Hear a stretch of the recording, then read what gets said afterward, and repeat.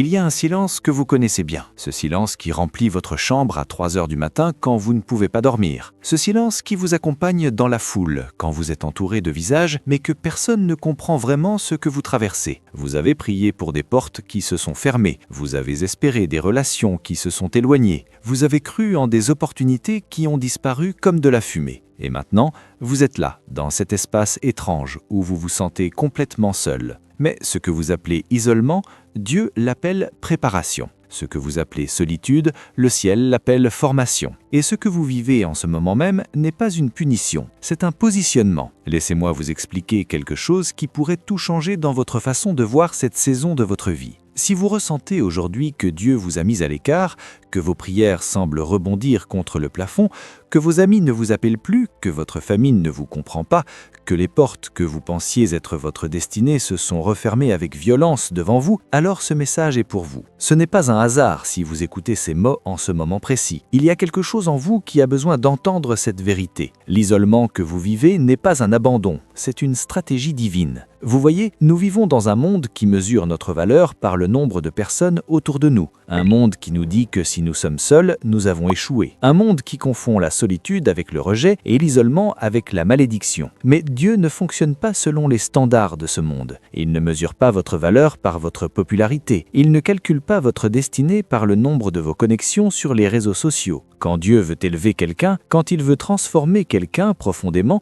quand il veut préparer quelqu'un pour une mission qui dépassera tout ce qu'il peut imaginer, il commence souvent par une saison d'isolement. Et je sais que ça fait mal. Je sais que vous avez pleuré dans votre voiture en vous demandant pourquoi tout le monde semble avancer sauf vous. Je sais que vous avez regardé votre téléphone en espérant un message qui ne vient jamais. Je sais que vous vous êtes senti invisible, oublié, mis de côté. Mais restez avec moi, car ce que je vais partager avec vous aujourd'hui pourrait complètement transformer votre perspective sur cette saison difficile que vous traversez. Regardez l'histoire de Joseph, un jeune homme de 17 ans avec des rêves immenses. Dieu lui avait montré qu'il régnerait, que des nations s'inclineraient devant lui, que sa famille le respecterait. Joseph avait une vision claire de sa destinée, mais entre le rêve et la réalisation, il y a eu 13 années d'isolement. 13 années où rien de ce que Dieu lui avait montré ne semblait se manifester. Ses propres frères l'ont trahi, l'ont jeté dans une citerne, l'ont vendu comme esclave. Il s'est retrouvé dans un pays étranger, loin de sa famille, loin de tout ce qu'il connaissait, servant dans la maison d'un homme qu'il ne connaissait pas.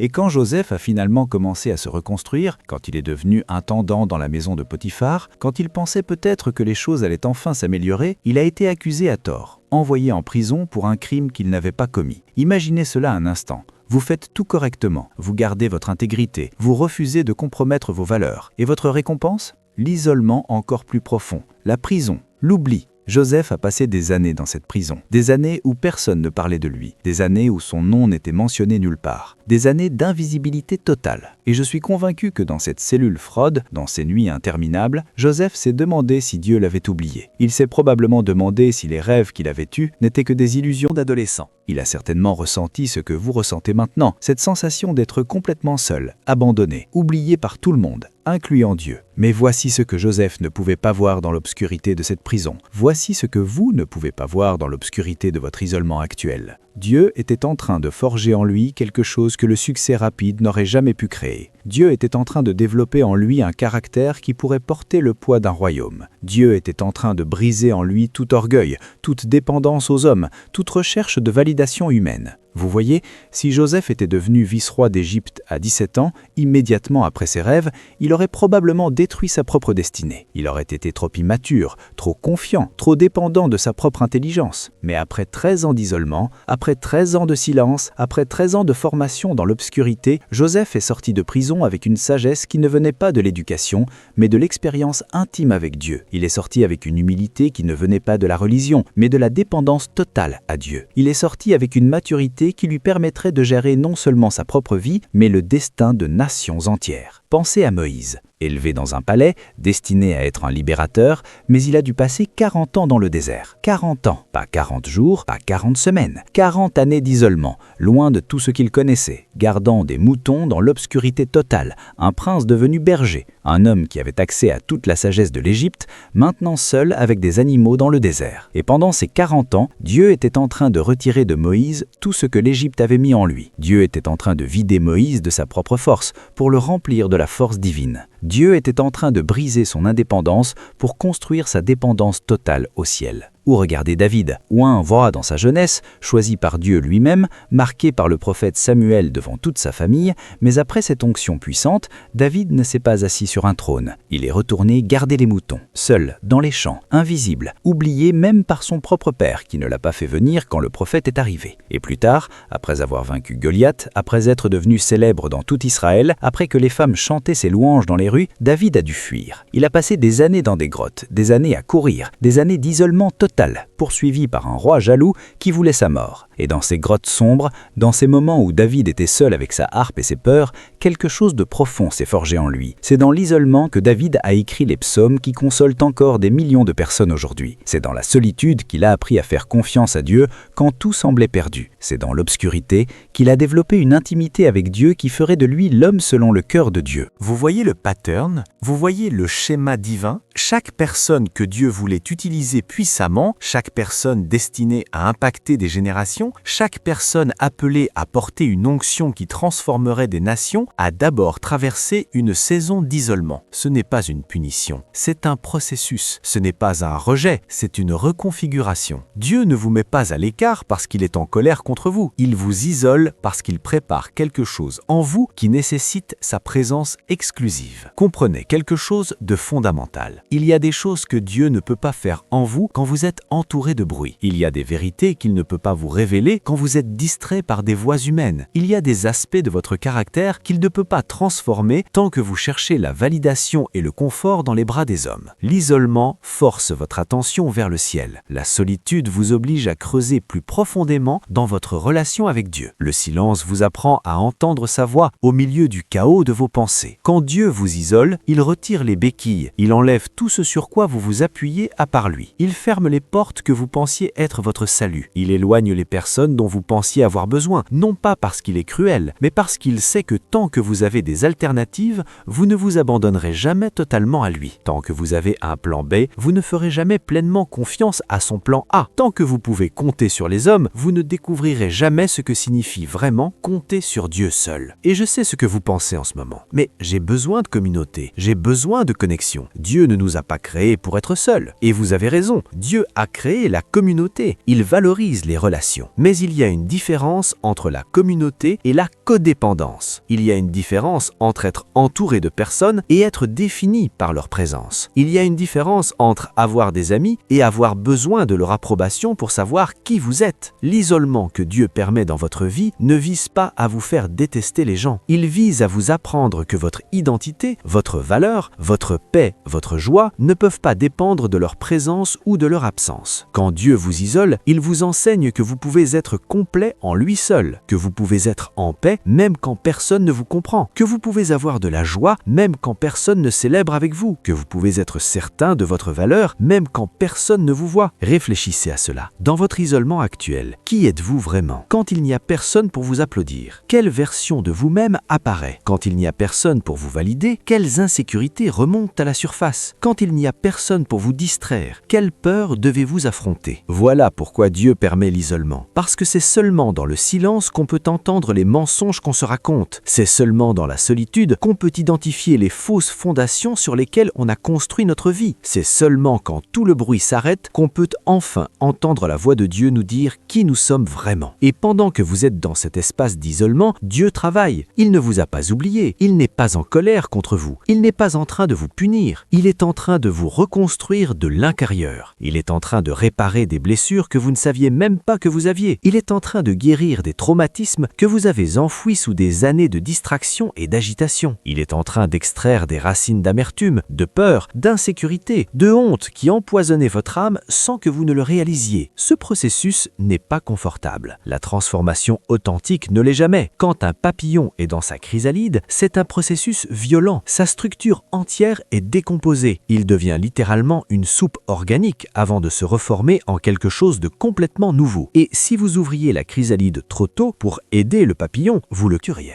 Parce que c'est la lutte pour sortir qui renforce ses ailes. C'est la pression qui développe sa capacité à voler. Vous êtes dans la chrysalide en ce moment. Et je sais que c'est sombre, je sais que c'est étroit, je sais que vous avez l'impression d'être enfermé, coincé, sans issue. Mais Dieu est en train de faire quelque chose de miraculeux en vous. Il est en train de transformer la chenille que vous étiez en le papillon que vous êtes destiné à devenir. Et si vous sortez trop tôt, si vous forcez les portes que Dieu a fermées, si vous courez vers les gens que Dieu a éloignés, vous interromprez le processus qui vous donnera la force de porter votre propre destinée. Il y a un moment qui change tout. Un moment qui arrive quand vous arrêtez de lutter contre l'isolement et que vous commencez à l'embrasser. Un moment où vous cessez de voir cette saison comme une malédiction et où vous commencez à la reconnaître comme une invitation. Une invitation à connaître Dieu d'une manière que vous n'auriez jamais pu le connaître dans la foule. Une invitation à vous découvrir vous-même d'une façon que le bruit du monde ne vous aurait jamais permis. Une invitation à guérir profondément, à grandir intentionnellement, à devenir la personne que vous êtes vraiment appelé à être. Imaginez Joseph, le jour où il est sorti de prison pour se tenir devant Pharaon. Après 13 ans d'attente, 13 ans de silence, 13 ans d'invisibilité. En une seule journée, tout a changé. En quelques heures, il est passé de prisonnier oublié à deuxième homme le plus puissant d'Égypte. Mais ce n'était pas magique, ce n'était pas de la chance, c'était le fruit de 13 années de préparation dans l'obscurité. C'était le résultat de 13 années où Dieu formait son caractère, développait sa sagesse, brisait son orgueil, construisait son humilité. Et quand Joseph s'est tenu devant Pharaon, il n'était plus le garçon arrogant de 17 ans qui se vantait de ses rêves. Il était un homme qui avait appris la dépendance totale à Dieu, un homme qui donnait immédiatement toute la gloire à Dieu quand on louait sa sagesse, un homme qui ne cherchait pas l'approbation des hommes parce qu'il avait appris à vivre uniquement pour l'approbation de Dieu. Les 13 années d'isolement n'étaient pas perdues, elles étaient essentielles. Sans elles, Joseph aurait peut-être obtenu le trône, mais il n'aurait jamais eu le caractère pour le garder. Voilà ce que Dieu fait pendant votre isolement. Il ne perd pas de temps, il ne vous oublie pas, il vous prépare pour quelque chose de tellement plus grand que ce que vous pouvez imaginer. Et ce quelque chose nécessite un vous différent, un vous plus fort, un vous plus sage, un vous plus humble, un vous plus dépendant de lui, un vous qui ne s'effondrera pas sous le poids de la bénédiction quand elle arrivera enfin. Parce que comprenez quelque chose de crucial, ce que Dieu prépare pour vous est si grand que la version actuelle de vous-même ne pourrait pas le porter. Si Dieu vous donnait maintenant ce qu'il prépare pour votre demain, cela vous écraserait. Si vous receviez aujourd'hui la bénédiction destinée à votre demain, vous ne sauriez pas comment la gérer. Vous la gaspilleriez, vous l'abuseriez, ou pire encore, elle vous détruirait. C'est pour ça que Dieu prend son temps. Ce n'est pas qu'il est lent, c'est qu'il est minutieux. Il ne veut pas juste vous bénir, il veut vous transformer en quelqu'un qui peut gérer, maintenir et multiplier la bénédiction. Pensez à un bodybuilder. Pour développer des muscles capables de soulever des poids énormes, il doit passer par un processus douloureux. Il doit déchirer ses fibres musculaires encore et encore. Et pendant le repos, pendant ces moments où il ne soulève rien, où il semble ne rien faire, c'est là que les muscles se reconstruisent plus forts qu'avant. L'isolement, c'est votre temps de repos divin. C'est le moment où Dieu reconstruit en vous les muscles spirituels, émotionnels et mentaux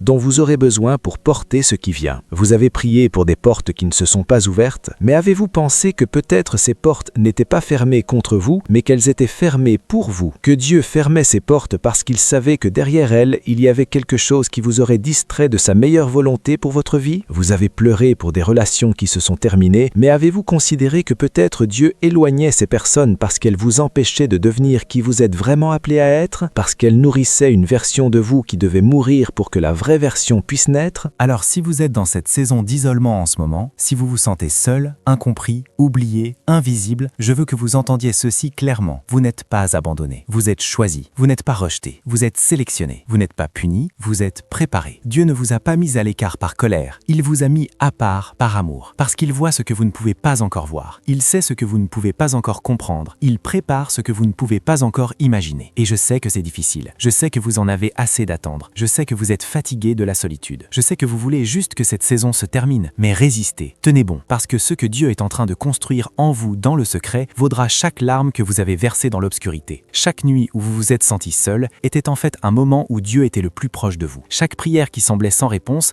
était en fait en train de construire votre foi d'une manière que vous ne découvrirez que plus tard. Chaque porte fermée vous protégeait d'un chemin qui vous aurait éloigné de votre destinée. Dans les Écritures, il y a ce moment puissant où Jésus lui-même se retire. Avant de commencer son ministère public public, avant de faire des miracles, avant de rassembler des foules, il passe 40 jours seul dans le désert. Le Fils de Dieu lui-même a eu besoin d'isolement avant l'impact. Et tout au long de son ministère, quand les foules le pressaient, quand tout le monde voulait quelque chose de lui, il se retirait régulièrement dans des lieux isolés pour prier, pour être seul avec le Père. Si Jésus avait besoin de ces moments d'isolement, combien plus en avons-nous besoin? L'isolement n'est pas l'ennemi, l'isolement est l'incubateur. C'est l'endroit où les géants sont formés, c'est l'espace où les champions sont façonnés, c'est le terrain où les leaders sont construits. Tout ce qui est précieux dans ce monde est forgé dans la pression, dans la chaleur, dans l'obscurité. Les diamants se forment sous une pression intense, l'or est purifié dans le feu, les perles naissent dans l'irritation et l'obscurité de l'huître. Et vous êtes en train d'être transformé en quelque chose de précieux, de rare, de puissant. Alors arrêtez de maudire cette saison, arrêtez de la voir comme du temps perdu, arrêtez de penser que Dieu vous a oublié. Il ne vous a pas oublié, il est plus présent maintenant qu'il ne l'a jamais été. C'est juste que dans le silence, on entend des choses qu'on ne peut pas entendre dans le bruit. Dans la solitude, on voit des choses qu'on ne peut pas voir dans la foule. Dans l'isolement, on devient quelqu'un qu'on ne pourrait jamais devenir dans la distraction. Vos amis ne vous appellent plus, peut-être que Dieu voulait que vous réalisiez que votre valeur ne dépend pas de leur validation. Votre famille ne vous comprend pas,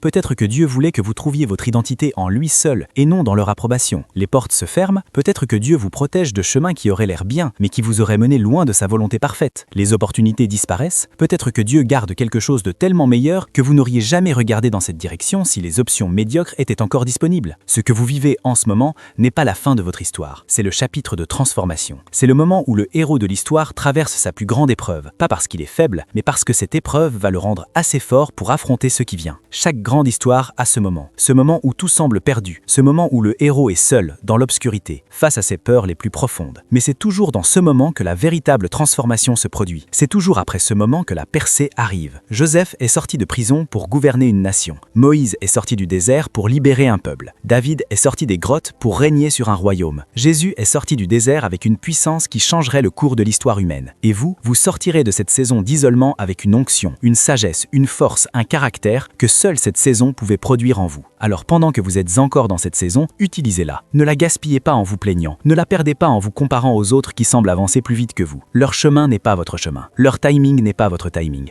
Leur bénédiction n'est pas votre bénédiction. Dieu a quelque chose de spécifique pour vous et il prend le temps nécessaire pour vous préparer à le recevoir, le gérer et le multiplier. Priez plus profondément dans cette saison. Lisez la parole plus intensément. Permettez à Dieu de parler à votre cœur sans la distraction des voix humaines. Laissez-le guérir les blessures que vous avez ignorées pendant des années. Laissez-le transformer les mentalités qui vous ont limité. Laissez-le développer en vous le caractère qui portera votre destinée. Parce que quand cette saison terminera, et elle terminera, vous ne sortirez pas juste avec une bénédiction, vous sortirez transformé, vous sortirez différent, vous sortirez prêt. Et un jour, peut-être dans 1 an, peut-être dans 5 ans, peut-être plus tôt que vous ne le pensez, vous regarderez en arrière vers cette saison d'isolement et vous pleurerez. Mais cette fois, ce ne seront pas des larmes de douleur, ce seront des larmes de gratitude. Parce que vous réaliserez que c'est dans cette saison, dans cette obscurité, dans ce silence, dans cette solitude, que Dieu a fait son œuvre la plus profonde en vous. C'est là qu'il vous a rencontré d'une manière que vous n'oublierez jamais. C'est là qu'il a transformé en la personne que vous êtes destiné à être. Alors tenez bon, restez fidèle, gardez espoir. Votre isolement n'est pas permanent, votre solitude n'est pas définitive, votre silence n'est pas éternel. C'est une saison, et comme toute saison, elle passera. Mais ce que Dieu construit en vous pendant cette saison, cela durera pour toujours. Quand Dieu vous isole, ce n'est jamais pour vous diminuer, c'est toujours pour vous élever. Ce n'est jamais pour vous casser, c'est toujours pour vous reconstruire plus fort. Ce n'est jamais pour vous abandonner, c'est toujours pour vous préparer à quelque chose de plus grand que tout ce que vous avez connu jusqu'à présent. Votre bénédiction arrive, votre percée est en route, votre élévation est garantie. Mais d'abord l'isolement, d'abord la préparation, d'abord la transformation. Parce que Dieu ne veut pas juste changer votre situation, il veut changer vous. Et quand il aura fini, quand vous sortirez de cette chrysalide, vous ne marcherez plus, vous volerez.